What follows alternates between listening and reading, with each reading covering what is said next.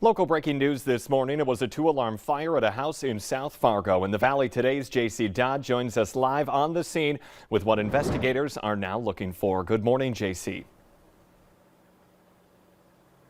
Good morning, Jordan. Investigators are now looking into the cause of a mobile home fire that took place around 3:30 this morning. Now, about an hour ago, the last of the fire crews left because it was sub-zero temperatures, and I'm standing in front of the mobile home where it took place. Now, it is 4614 San Juan Drive in South Fargo, like you said, a couple blocks north of West Acres.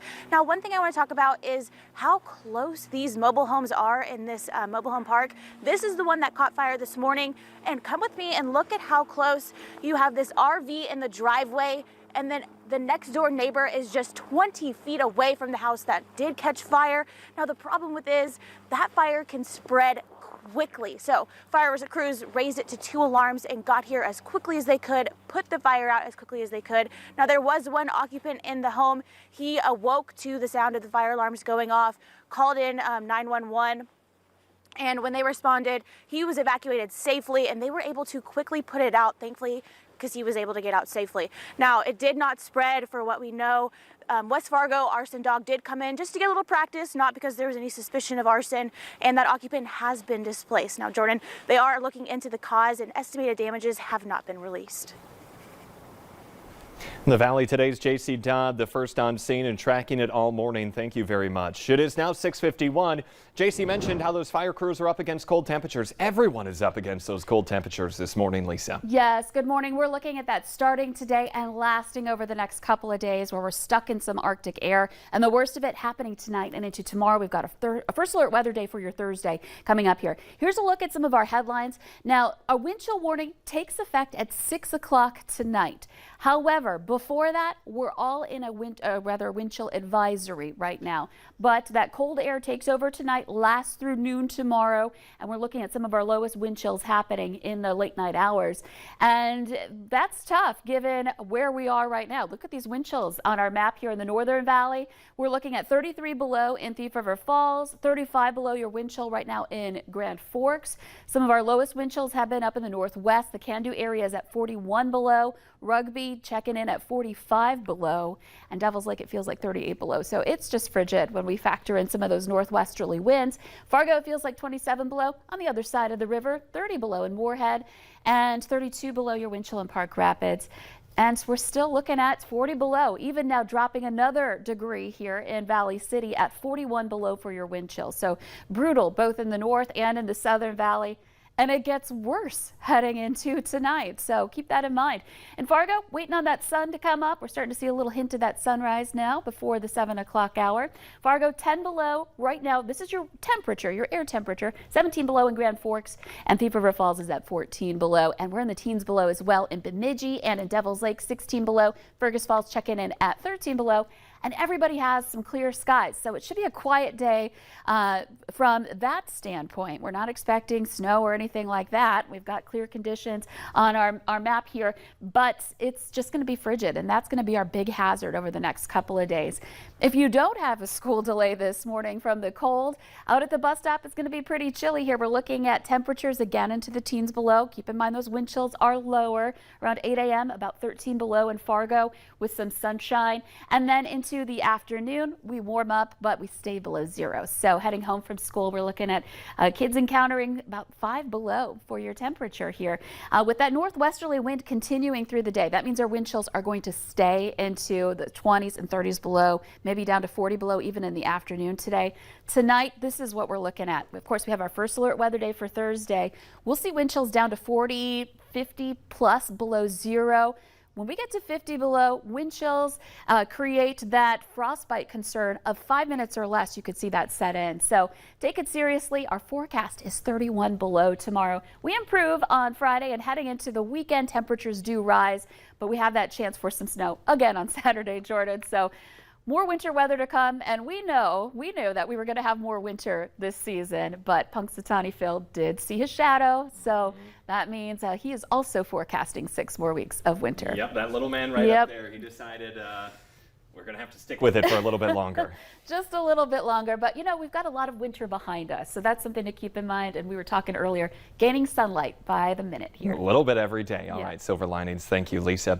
It is now 6:55 this morning. Fargo fire officials are now identifying the victims of a deadly house fire last week as 88-year-old Jean Bluen and her 91-year-old husband, Garnet. Fire crews pulled up to their house in the 1400 block of 2nd Avenue South early last Wednesday morning to the smoke and flames pouring out of that home. The cause of the fire has not yet been released. Valley News Live spoke with neighbors who say the couple was inseparable and well liked in the neighborhood. A school shooting in Minnesota leaves one student dead, another fighting for their life this morning. Police in Richfield are searching for a motive behind that deadly attack just outside the front door of the South Education Center. 2 people are in custody. Police say they also recovered a handgun at Minneapolis addresses. The school offers special education programs and an alternative high school. A Bismarck woman is facing assault charges after being accused of spanking a deputy who was conducting a bar check. Sandra Cobb-Sabo could face nearly 6 years behind bars if convicted on 2 charges. Court documents say she told deputies who were arresting her Saturday night that she couldn't believe she was going to jail for, quote, slapping a sexy cop.